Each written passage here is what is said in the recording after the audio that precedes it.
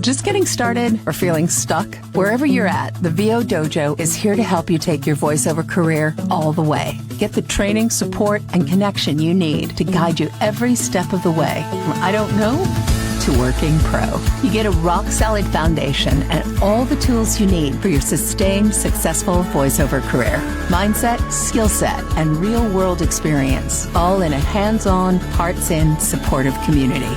Join us at thevodojo.com. All right, welcome everybody. Hello, there's everybody. Welcome to the VO Dojo. Ask the Sensei. I'm Tish Hicks. I'm the Master Sensei here in Burbank, California, and this is our free monthly Q&A, Ask the Sensei, where I invite one of my esteemed voiceover colleagues to join us as a guest sensei. And we are here today to answer your questions. So anything that's going on in your voiceover world, where we can help you move forward today, that's what we're here for. 𝗃𝗵 Karliak is our esteemed voice colleague today. Super excited to have him here. And 𝗏𝗁cy V is on bass. She's here moderating for us. But we'll get started. 𝗃𝗵, thank you so much for being here. Really excited to have you here. And why don't you give a little introduction of yourself and all the good things you are up to in the world, because there's so many of them, both voiceover wise and being an advocate in the world of voiceover and in the world in general. So yeah, tell us a little bit about you. Well, again, thanks for having me, Tish. I'm so glad to be here. Hi, everybody. I'm 𝗃𝗵 Karliak, pronouns he, they. I have been doing voiceover for 19 years, predominantly in animation, a good chunk of video games, and this smattering of commercials. My mentor was 𝗏𝗶𝗺𝗀. He was one of the first people I studied with, and he's the reason that I got my first agent. And then, it was kind of off to the races from there. In the 19 years that I've been doing voiceover, I've been full-time for 9 of those years. So yeah, it took me about 10 years of working a day job and pounding the pavement before I was really able to do this full-time. Currently, I'm working on I'm Morph in X-Men '97 on Disney+. I am Green Goblin, aka 𝗏𝗏𝗃, on Spidey and His Amazing Friends on the Disney Channel and also Disney+. And I am the voices of 𝗏𝗏𝗄𝐿 and his evil brother 𝗏𝗏𝗄𝐿 in the upcoming Smurfs movie that comes out next month. Yeah, those are the big things going on. When I'm not doing voiceover, I am the founder and president of 𝗃𝗄𝗁, the nonprofit academy and community for �LGBTQIA+ voice actors. We offer mentorship, workshops, classes, workout groups, casting and agent workshops. We have an online talent directory, and all of these things are free to little cost, depending what your financial situation is, so that we do not burden an already burdened community. And we also do, on the flip side, industry advocacy to educate the industry on how to be better allies and employers for our actors. So yeah, that's the big stuff. Nerds vote too. Oh yeah, so me and fellow voice actor Courtney Taylor are also co-founders of Nerds Vote, which is a nonpartisan nonprofit that gets out the vote to gamers, con-goers, comic book readers, cosplayers, and pop culture fans of all kinds, aka nerds.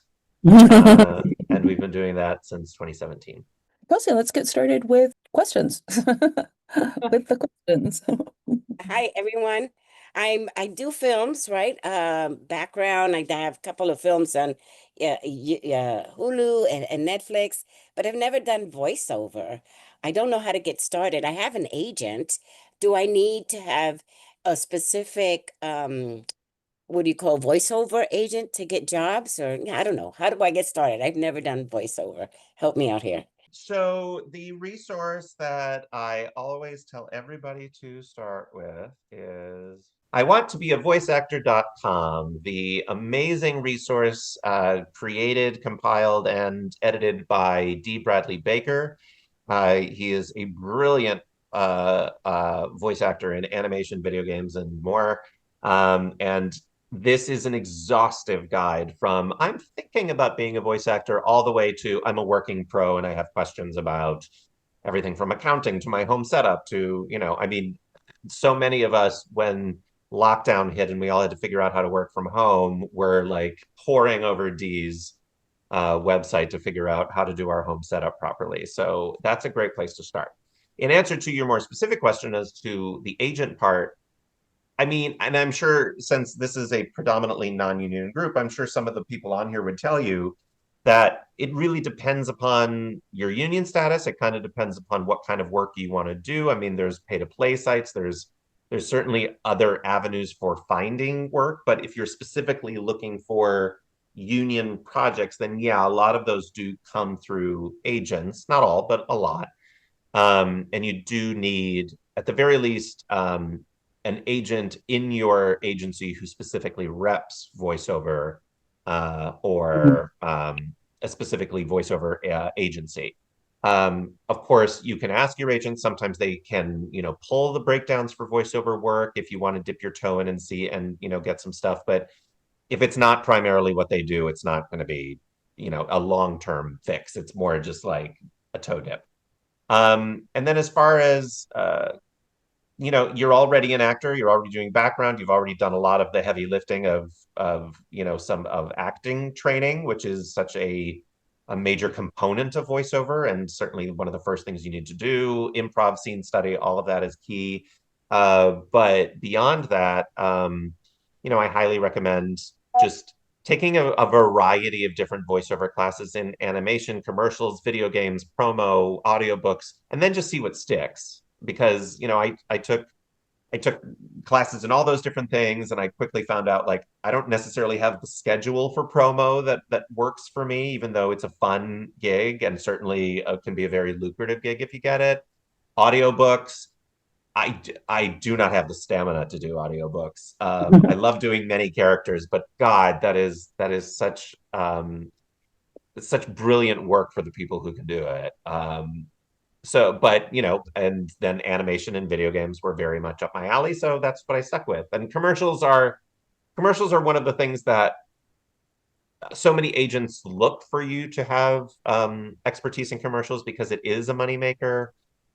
So having some training in there, regardless of what your interests are, always helps. So that's the general. Oh, and I guess the last thing I would say is don't make a demo until you're ready. And the answer to when am I ready to make a demo, there have been many vague and cryptic answers to it over the years. Mine is pretty simple. Find the people who you idolize in voiceover. And by idolize, I mean the ones that you hear their voice and you're like, I hear myself in that voice. I could do similar voices or similar kinds of characters, or I have that sort of range. And then listen to their demo. And if you can kind of nail those beats, get that humor. I don't mean do it one-to-one, like impersonate it, but like if you're like, I could do that. Yeah, I've got the chops to handle that. I could do those different voices. I can handle maybe some different accents if that's a way you want to go. Like if those are things that you can do and are in your wheelhouse, then you're ready for a demo. If you're listening to somebody's demo and it just sounds wildly intimidating and I don't have any of the faculties to do this, or some of these skills are really rusty, then you know where your training needs to be before you do that demo. But Where do you go for training for voiceover? well, this is a lovely spot right here, the Dojo. Yeah. Right, because your voice is your voice, right? And unless you can change it, like there's many actors that that do impressions of other people, and they're great. But I can't do that. I just have my voice. So, Well, and your voice is pretty, and we can't see you, but we can hear you, and we get a You have feeling a of what very voice is. lovely voice. It's a Lovely really voice. cool voice. It's a really distinctive voice. And so I think the game is you've been playing one sport in terms of you're doing so you're in the performing sports, right? You're an actor, as JP pointed out, you understand what it is to be a professional actor working in the industry. So yes. voiceover is kind of like figuring out how to play a variation, another sport variation, right? You'll be Mhm. using all your skills, and then there are specific skills that voiceover requires, and then within voiceover, there's all of the genres that JP was talking about. So the way we approach it here at the dojo is our foundational class is called You Should Do Voiceover Launchpad and Workout. And what we do is like, let's create a comprehensive overview and a little taste of all of these places. And let's lay the foundation of what it is that it really takes to create a sustained successful voiceover career. So the Launchpad is a place to explore and find out what skills you already have, whether it's as a professional actor or as an amateur actor or as a mechanic or as a IT person or as a caretaker, like whatever it is that you do in your life, how do those skills that you already have apply to these mediums?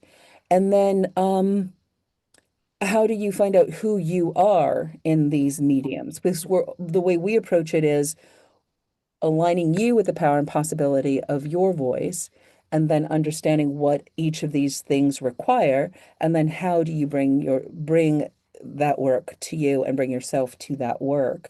So here it's really about you knowing you and then understanding what all the possibilities are, and then you build your skills, and then as you're building your skills, you're laying the foundations to build your business, right? So that's kind of an overview, but just get started and explore. And then my usual barometer for are you ready to make a demo is, can you pick up any piece of copy in the genre that you're making a demo in, right? Because each genre will require different demos. Can you pick up any piece of copy and nail it within one or two takes without any direction? If you're able to play, it's a variation of what JP's saying. JP said, are you able to play the game at the level of the people who are doing the thing and relaxedly and joyously and easily? So yeah, so hopefully that's helpful, Liz, and happy to talk with you more about what's available here and guide you in terms of what it is that you're looking for. Sounds wonderful. Thank you so much. I noticed that your area, Tish, is like all foamed, and you've got like a special studio, I guess, to do voiceover. Is that's Yeah. a Well, this is my booth. This is a 6x6 whisper room. As JP said, those of us who are living in LA, before the pandemic, we're like, we just go to the studios, we just go to our agencies, and then now more than ever, everyone who's doing this needs to have some way to do this in their own space. So creating a session ready studio at some point in the Mhm. development of your skills and your business is is part of the job now.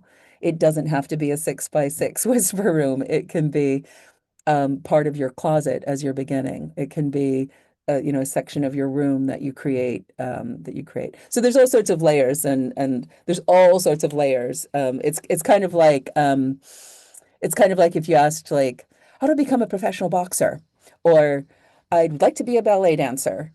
It's kind of hard to answer in, like, well, there's a bunch of stuff. There's I a get bunch it. of I get it. stuff I get that it. you Thank got you to so much. say. So the next, I noticed Kelsey posted that you should do voiceover launch pad plus workouts with Master Sensei Tish Nix. It starts July 26th. So I have to register for that. Can I click on that and just register? you can do that, and we can also set up a time to talk as well. Yeah. Oh, sounds wonderful. Thank you both. Thank you so Awesome. Good to have you here, Liz, and good opening question.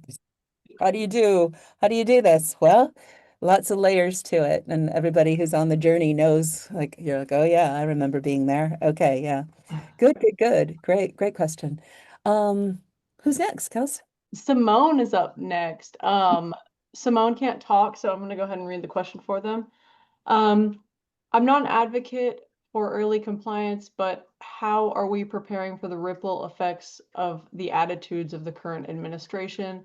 Do you think they are currently or will in the future affect our work as visibly queer actors? Great question. Certainly not a cheerful one, and you have every reason to be concerned. Yeah, no, currently, right now. I think 𝗏𝗏𝗀 was started at a time, and that was only 4 years ago, when there was a rise in queer characters in animation and video games that were coming up. We were seeing more visibility. We were seeing, and we started out of a need for companies and studios who were really trying to do this authentic casting thing the right way. And we just, formed to assist them in that because they were so eager to bring in people like us. And at the time, we told our members, lead with your identity. Everybody is looking for it right now. Go ahead, make it your calling card. Like, that has changed dramatically. Now we're like, maybe don't mention it.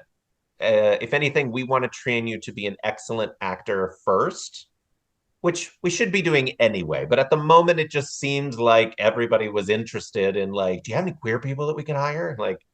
Not the case anymore. And even when we're able to get queer people in the door, what we're trying to do is train them in versatility. One of our programs is called Voice and Gender, where we explore the gendered facets of your daily speaking voice, but also your repertoire of voices, and see how you can twist the elements of your voice to create characters that are more stereotypically gendered into other pockets, so that you can believably play these characters and not get clocked. Because there is such a stigma. We have multiple trans actors, especially trans femme actors, in our membership or just working in the world, who, taking estrogen doesn't affect your vocal cords. You still have the full range of your voice that you had prior to transitioning. It's all of the vocal manipulation is done manually. You do it yourself. So they have the full access to so much of their voice, and they can play feminine characters, masculine characters, so much different range. But once somebody hears that they're transitioning, it's suddenly like, oh, well, nobody would buy that anymore. It's like, we do voiceover. Nobody sees this. This doesn't matter. And yet there's such a stigma about it. So we're still doing our best to try to break that down. It is still very much, a part of this. And also, just the violence, the hatred that's going on. Jonathan Joss, a voice actor from King of the Hill, was just murdered. Queer person married to a trans man. So yeah, we're still kind of reeling from that. So all to say, the ripple effects are here. And the best thing that I can say for the moment, in addition to, Evan, I know you posted some stuff. We're a nonprofit, so technically we're not allowed to get political, but in addition to the advocacy and the protests and work that you can do as an individual, as far as 𝗏𝗏𝗀 goes, we're just working on, one, making sure that we are advocating for work opportunities in the midst of this climate. And honestly, just finding voiceover training and just the art of voiceover, not the business or the career, but the art and the joy of character creation as just a respite, as a place to have fun. One of the things we do is a Queer Quest, which is our D&D, online D&D thing that we do to help people, develop improv skills, character creation, but also just have some fun. So, yeah, all of that is on our mind.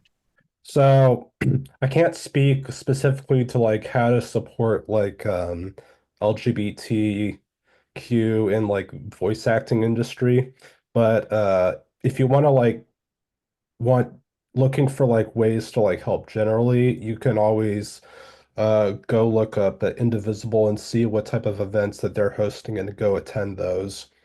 I know that there's like a No King's Day event that's happening in 2 weeks. I know that in the two events that I went to, there were a lot of LGBTQ allies there. So again, I don't have any specifics, but hopefully that should be of some help. Something else that I'm just going to throw in the chat. This is the 𝗏𝗏𝗃 trans resource guide that that one of our members compiled. It is, I'm not going to say it's exhaustive because there's going to always be more, but it is a very thorough guide for resources, whether they be legal resources, advocacy resources, medical resources, all sorts of things for trans folks, no matter what state or even in some cases what country you live in. Highly recommend sharing, whether it applies to you or not, sharing those throughout the community, posting them on websites. It's just helpful for people to know they have a place to go, especially for our colleagues who live in areas that are not as bubbly and liberal as Los Angeles or New York or Chicago. Yeah. And then I think this is in general, as we're on our voiceover journeys, so much of it has become the actual work is solitary and isolated. So we, no matter who we are, need to be generating our community, finding our places where we're in connection, in community. And then especially, then when we're talking about the queer community, finding places where you are welcome and supported. You're not alone. So Dojo is definitely one of those places. I think I was surprised, like, oh wait, like this is a really, really powerful percentage. It's good. It's good. It's good. Yeah, so yeah, powerful question, Simone. Really, really important question, and really, really good to hear your response, JP, of yes, and be careful, right? Be aware. You didn't say be careful, you said be aware, right? Be aware of and I guess be careful too. Yeah. Good. JP, I have a question for you following up that. So how would you suggest like people remain authentic to themselves while also like cultivating a space of safety? Because I have, like a rainbow all over my, clearly, all over my everything. And, it's like a part of my identity I hid for so long. And now I want it to be a part of my like public persona, right? But like you said, I don't necessarily have a rainbow outside my house. I live in Texas. So how would you recommend someone who is queer or LGBTQ go about cultivating that authenticity without putting themselves in harm's way? I know there's no surefire answer, but I just want to know your opinion. Well, there's a couple facets to that, and thanks for the question. It's a good one. First of all, there's a difference between comfort and safety. And I think I always challenge people to go outside their comfort zone, but also be mindful of their safety. Not putting a rainbow flag outside your house in Texas, probably a smart move. But because you're in digital spaces, generally safe digital spaces, probably, of course, feel free to be that advocate. Like if you feel safe in doing so, sometimes it's uncomfortable, of course. That also goes for, when I talk to students who get a new job and they're like, I don't know if I should advocate for myself, how to advocate for myself in this space. And for me, it's like, test the waters. let's say somebody misgenders you as a start, and you correct them with your pronouns, like just oh, it's he, they. If it's received well, like, oh, sorry, cool, then you know that you have that space. If it's like, yeah, I don't buy into that shit, well, then you know where you're at.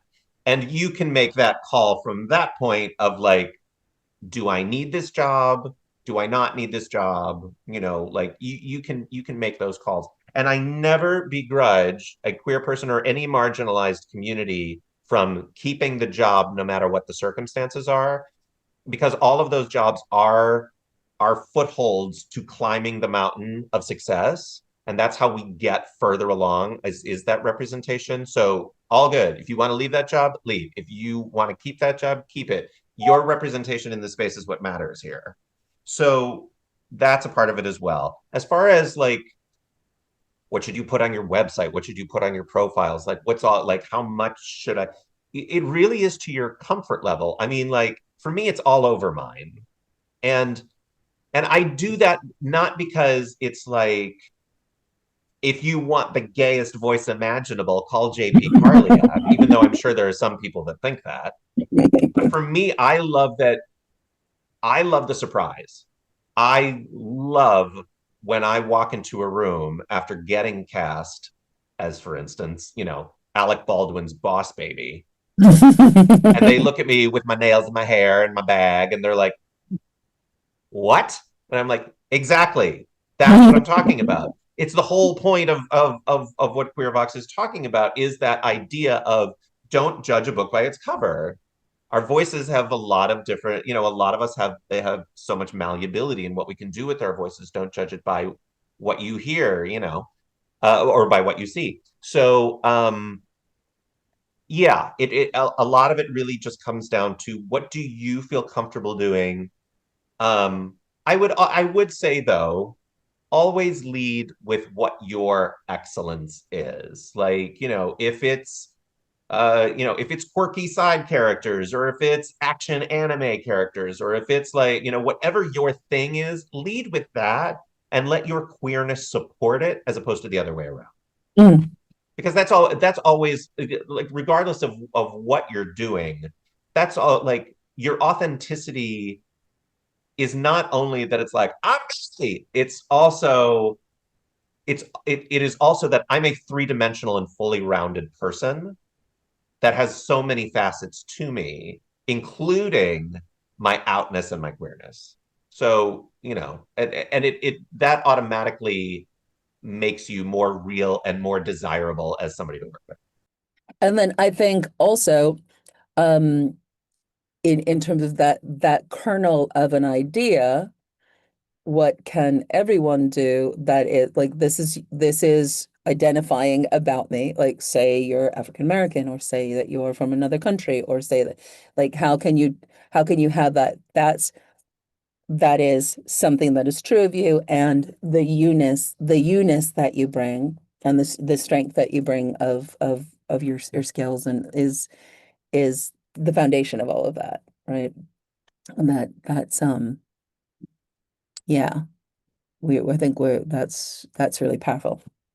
Fantastic insights, JP. Thank you, Kelsey, and for really good questions. And this is why it was so important to have you on here, because this becomes a safe space for people like me and other queer people to ask questions like this without feeling like, ooh, I'm gonna be like tokeny, you know what I mean? Like, so. Totally. All right, next up, we've got TJ Pryor. I see you on here. Come on up, my friend. How are you? Hey, TJ, good to see you. Good to see you too. Well, am I supposed to just ask the question? Well, Yeah. I've been doing voiceover for a time. I started 2019. I've had quite a few jobs. I've done some books, coaching, but now I have a website now, and I'm on my way to pushing the envelope, stepping outside of my comfort zone, as you mentioned, JP, just a moment ago. And I'm just wondering, I'm trying to stay the course, and I need to have a community to lift me up, as it were.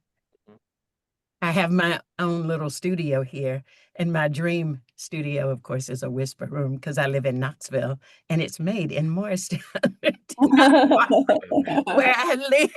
You don't just give them out? I know. I need to go up, and I've been in one because I've gone to Mayville, and I was able to go inside the Bear, actually. So I'm just looking for a community to help me to, perhaps there's a step I need to go left or right, forward. I'm not really sure. Right. I mean, there's so many.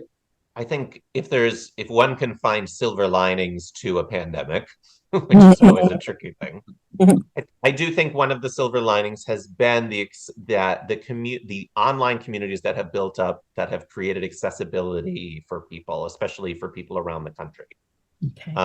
And in addition to the dojo, of course, there's 𝗏𝗃 has we have some sibling organizations that we work in tandem with. One is the National Association of Voice Actors, which is just a broadly amazing community. There's also the Voices of Global Majority, which represents voice actors of color. And then there's also the Disabled Voice Actors Database, which represents disabled voice actors. And we're all, our individual communities, but we're also intersectional in that we have so much overlap and we all chit chat to each other. And then I think even from NAVA, there's also the VoiceOver Collective and all of the different resources and communities that they have. So there's a lot of different spaces. It's really just finding, one that appeals to you, that you gel with. And some of it is just as simple as just trying out different, no or low cost workout groups and just seeing if you vibe and if you jive with them. And but I mean, I say this all the time. I would not have gotten to the level that I have without the community that's around me. And, when I was starting out, it was happy hours and meeting each other in person, recording in rooms where whole casts were there and, and chit-chatting on breaks. That luxury doesn't exist anymore. And especially if you're doing audiobooks, I mean, it never did. So yeah, just finding the events and different workshops and stuff that are put on by the Audio Publishers Association. They're also pretty amazing and do some cool stuff. So there's it's really just, finding your niche. Okay. And then I think you also added, TJ, on your question, what did JP do during that 10 years before going, what was that? How was that journey for you, JP? The 10 years before. Yeah. No, I mean, I was bouncing between working in academic admin offices and temp work. And then just auditioning on the sly in supply closets, in my car in a parking garage, just doing my best to get it done. And it's hard, and it only got harder, which is a champagne problem, that it's like, oh my God, it's so hard to juggle these two jobs. One's my day job and one's my dream job. And I just, it's they want so much of me, but it eventually got to the point where I was able to leave that behind. But so much of that 10 years was building community, getting to know people, networking with people. The thing that I think I even mentioned this in my 21 questions was the idea of beginning to identify everybody around me as my colleague and not somebody I needed to kowtow to. It's I was really able to build relationships with casting and directors and fellow actors when I stopped worshiping them and I started just being like, oh, we're all just working on this problem together. We're all trying to find a solution for this thing that we're working on. So I'm not above you nor below you. Well, let's all just do this thing together. Yeah, at the dojo, one of our foundational principles is there is no they, there's only we. And that works for the people who hire us, the people who the people who join our teams as representatives, not the people who represent us, the people who join our teams to further our work in terms of agents and managers.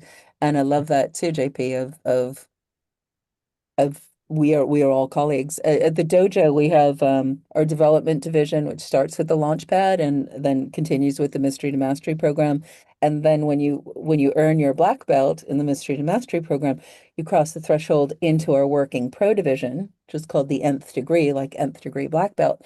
And when we cross that threshold, um, the senseis that you've been working with, the teachers at the dojo, are still your senseis. And I always say, if you're ever in a trench in a Death Star needing to shoot into a small target and my voice happens to come along to help, that's great. But you're still flying that X-wing. And then when people come and join us in the nth degree, we're all working pros together. Senseis are in those workouts as well. And, just because I've been doing this for 30 years and you've been doing this for 2 years or 1 year, doesn't mean you can't get the job if it's the right job. So that mindset of there is only we and I belong here. And then we're all still learning and adapting and adjusting to everything that's happening. So yeah, it's a really good question. And then if you didn't have a chance to catch the VO Dojo 21 questions that we do prior to this, the interview that we do, it's a little like click here for more of JP talks a little bit more about his origin story and every time we do one of these, there's a 21 questions. But I love doing those because everybody's journey to successful voiceover actor is so varied and takes different amounts of time. Everyone has different gestation periods. And so the more that you know, like, oh, okay, that took a long time. I think Bob Bergen also talks about, being a tour guide and, he also had complete chutzpah and reached out to legends when he was young. So yeah, so it's good. Hopefully that's helpful, TJ. And then, Absolutely. yeah, I Because think, I was trying to think about sometimes we just get classes, classes, classes, and it's just information overload. But here, it's an open floor. And so we're free to be. And the we is a beautiful thing. We need to be more of the we rather than, as JP said, to worship someone. I'm looking right, to that right. person. And So then, I think you can also set your own criteria of what, once people get to the nth degree here, we're starting to recognize, okay, so there's like, different levels there's like first degree black belt, second degree black belt, third degree black belt. You might have something going on like Anderson's been through the whole journey of the dojo, now as an nth degree. He was scouted by Cope Management when he was a blue belt. So that's like one of the top management companies in anywhere. And he was ready to have them join his team, right? And to be working with them because he was ready. So in some ways, he's like, boom, he's got all that amazing, really high level, almost, the highest level of representation that you can have. And he's still, at this part on this journey and this part on this journey. So I think it's also up to each of us to understand what might be a journey in terms of income and how we're articulating what our success is, right? I'm making $100,000 the minute that I do this. Maybe you get a Taco Bell campaign and you do, but then get used to it because you won't necessarily have a Taco Bell campaign, right?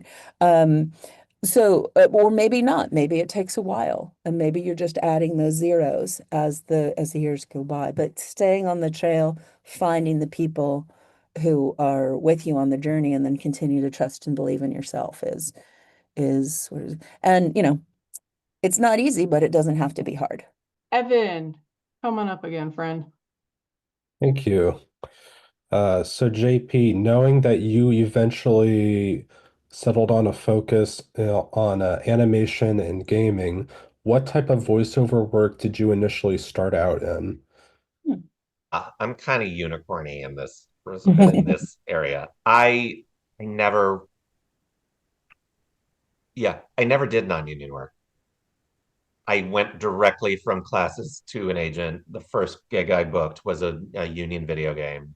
And then it was just video games and animation the whole time with the odd random commercial sprinkled in. That doesn't really happen anymore. You know, it was 2006 was a very different time. But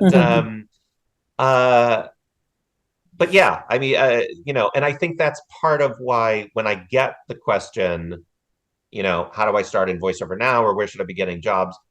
It's entirely different right now than it was when I started, which is why I defer to Dee's website. I defer to, you know, communities like Discord communities and, you know, talking to your peers on social media and seeing where they're getting work and what accounts are posting jobs and stuff like that. Because for me, it's like the whole time I've only had to go to my agent. So I don't, you know, it's hard for me to speak to that. But yeah, I've been doing the same thing the whole time. Yeah. And I think now, Evan, the thing, if animation and gaming is your thing, the thing that JP said earlier, being in a position to bring everything you can to building a relationship and creating a connection with an agent. An agent is still a gatekeeper, for better, you know, whatever your feeling about gatekeepers is, but there's still like access to the higher levels of those opportunities come through relationships with agents who have relationships with those people. And so coming as best prepared to be part of, yes, the agent coming onto your team, but also you bringing something to their team, is a way to approach it. Or, you know, or become a movie star, or you know somebody who's a producer and go that way, which is great. You can do that as well, right? So yeah, but hopefully that's helpful. Yeah, thank you. And I say that facetiously. It does help to be a movie star, but I'm not being an asshole and saying, why don't you become a movie Yeah, star? no, I totally get it. Like, get John Wick to play Shadow the Hedgehog, even though he did a totally great job. If you just Yeah, want bring your voice in the room, darling. I can throw my voice in the room. JP, thanks for being here. Happy Pride. Okay, so I'll just read it. So with so many companies abandoning DEI and walking back their Pride collections and taking away their support for the parades and everything, as a queer voice actor myself, I'm not chomping at the bit to like work with all of those companies. So I guess I'm just wondering if you have any advice for like vetting companies and navigating potential clients and making your values known. It's a great question, which is why I wanted to just jump onto it quickly. Again, I am not going to shame anybody into like, you know, if you're doing ads for Chick-fil-A, you're a monster. It's like, well, you might be, but no, but I mean, but truly, like, I mean, get the gigs you need to survive. Like, you know, as marginalized people, we have to climb our ladder, and you know, please do so with kindness and gentility. But like, you know, get there how you get there. That said, I mean, I'm at a point in my career where there's a lot of things I turned down. There was I think it was a car ad the other day. It was like Ford, or I don't know. It was basically, as some of you may have seen it, it was basically "This is America." Like that was literally the catchphrase. And I read it over. I was like, oh no. Does not resonate. No, it just did not in any way feel authentic to me. And certainly with commercials, it matters more to me, not because I'm an expert at them or I do a lot of them. Neither of those are true. But because I am bringing my authentic self to it more so than if I'm playing a character. You know, there's a point of view or a perspective that comes with commercial work that might be different from your own, but you are you know, except for like, honestly, most of the commercial work I've booked is doing like characters in Red Bull commercials, like so what do I know? But But yeah, I do feel very strongly about not endorsing something that just feels wrong, or asking myself the question, like, is this my story to tell when I'm reading sides for animation or video games? Like, quick example, there was a character that I was asked to audition for that was an Egyptian god. They wanted this god to be sort of to be a non-binary mischief maker.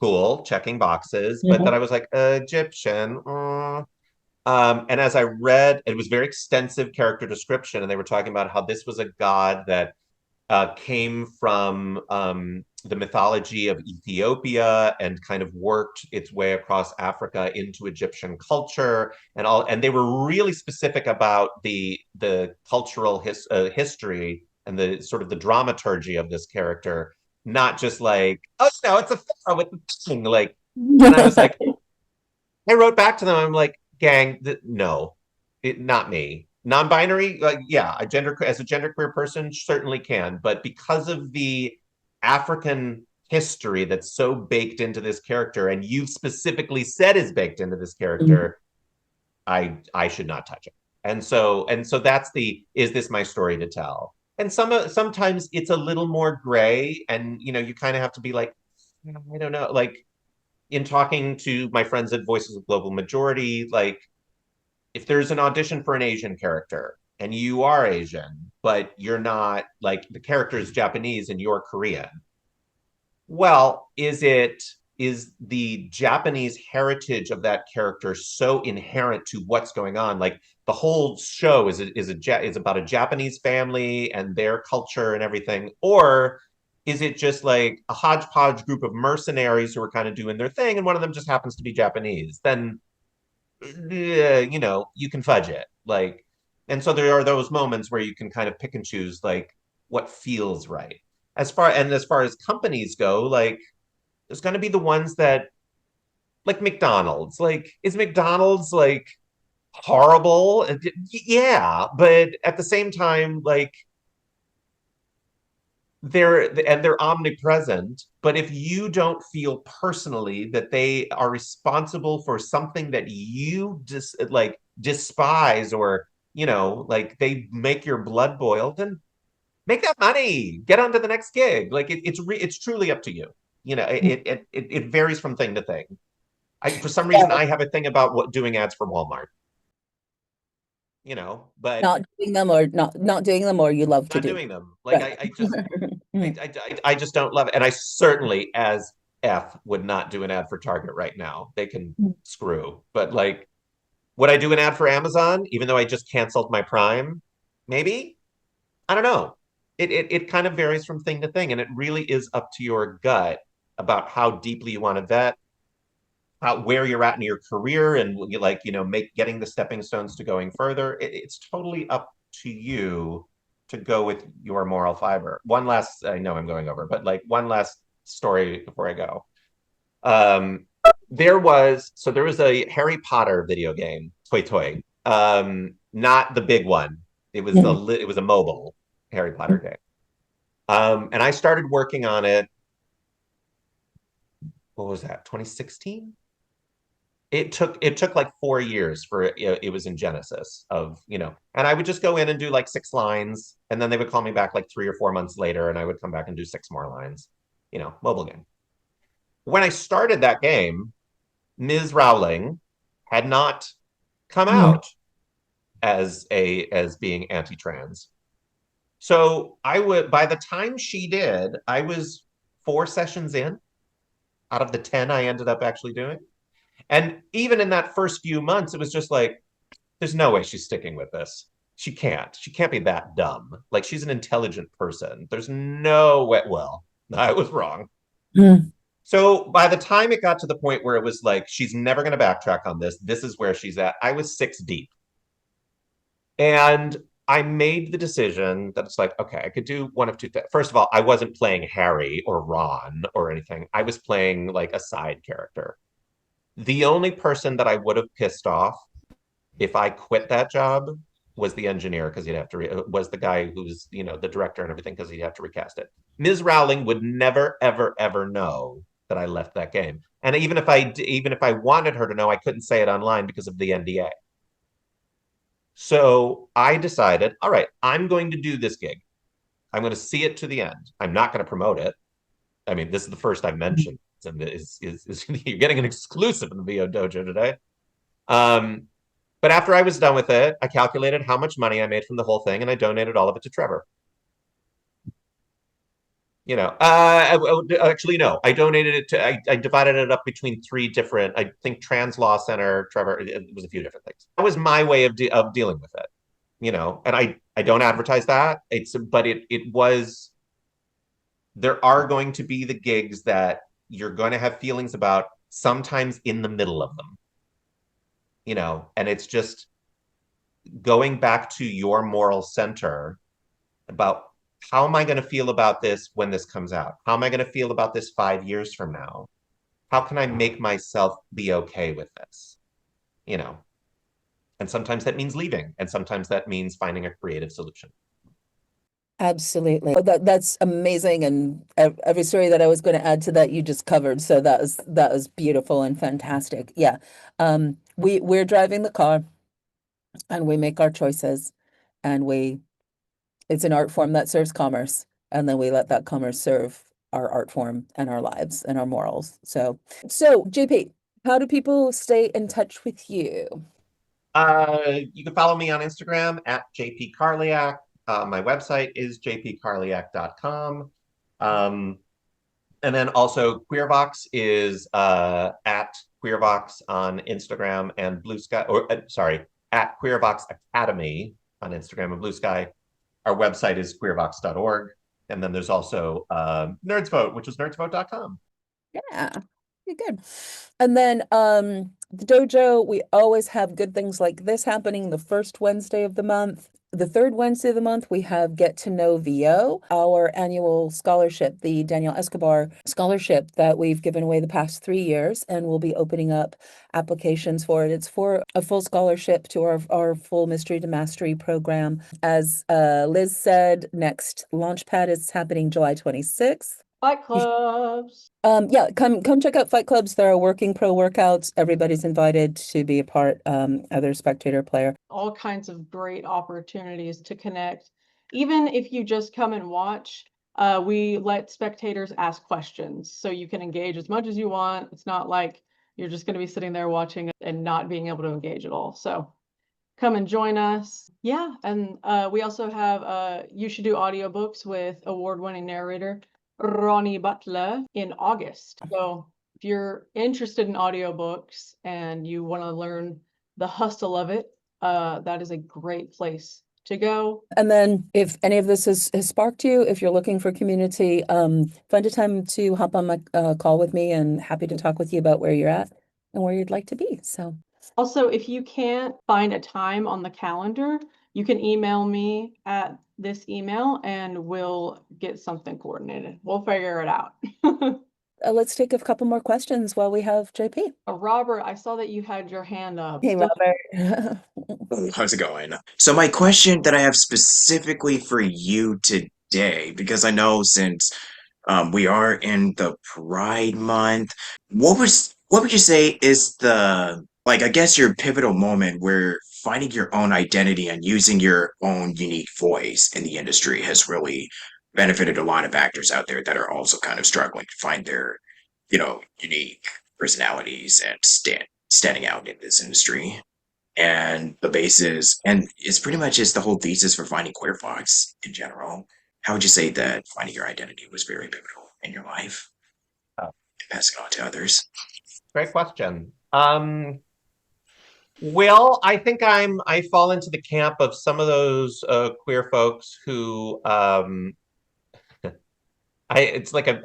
refer to it as I used to say it's PIGE, PIGE, which stands for Pandemic Inspired Gender Explorer, where we had a moment to slow down, just kind of stare at the walls, think about who we are as people, and suddenly realize, like, I'm cisgender.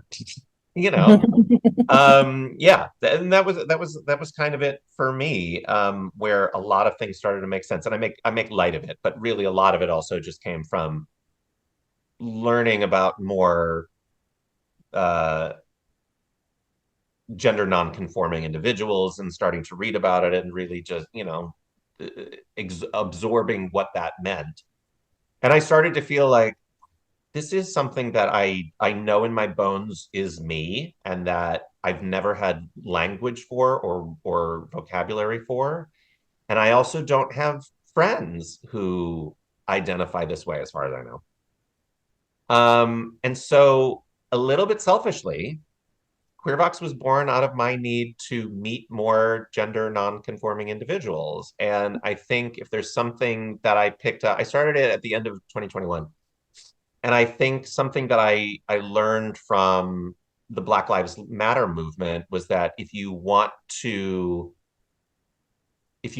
become part of a community, if you want to learn more about a community, then give back to that community. Don't just even though I'm a part of the queer community, I also felt as a newbie, just to come in and be like, I'm just going to take a bunch of people to coffee and pick their brains and listen and just absorb who they are without giving anything back to them.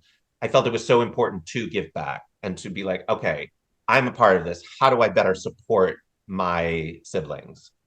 And that's what was born out of it. And as much as I know, me and the board and the faculty of 𝗏𝗄𝑏𝗺 have taught so many people so many things, I always feel like I've learned so much more about the community, about myself, about who I am as a person, and just have a better understanding of my vocabulary. So it has been a really wonderful symbiotic relationship. And also, I think, as I mentioned, getting to work with Voices of Global Majority and Disabled Voice Actors Database and learning about, we created on NAVA's website, we all worked together to create a resources for diverse hiring. Like basically our shared understanding of what casting and industry and agents should have in their brain, be considering when thinking about authentic and diverse casting. And just having those conversations and seeing the vast differences and also the extreme overlap on so many issues was both eye-opening. It was camaraderie building. It was really beautiful. And so I highly recommend that resource as just a window into that. It's been great learning about all of that. Beautiful answer. Beautiful and powerful. JP, I have a question for you real quick. Yeah. How does one go about contacting you? Like if we just want to talk, because I actually have a few things that you said that I definitely resonated with, that I'm like, oh, I really want to get into this, but I want to reach you somewhere that you're actually going to get the message. Sure. I mean, the best place is to start is just to email me. Email? Okay. Yeah, jp@queervox.org is the best place to reach me. And then we can set up a time to chit chat. But awesome. Yeah. Well, thank you all. Thank you, JP, for being here. I know you are super busy, and so it means a lot that you came here to share your time and powerful insights. It's really good. And thank you all for being here. Look forward to having you back. This is the first Wednesday of every month. Look forward to getting to talk with anybody I haven't talked with already, or if you want to talk again, I look forward to it as well. Yeah, and Kelsey, thanks for keeping everything going smoothly and keeping everyone in the flow. All right, everybody, have a fantastic Wednesday and go do good, be kind, take care of each other, and we'll see you in the next time. Bye, everybody. Thank you. Bye, everyone. Thanks for being here.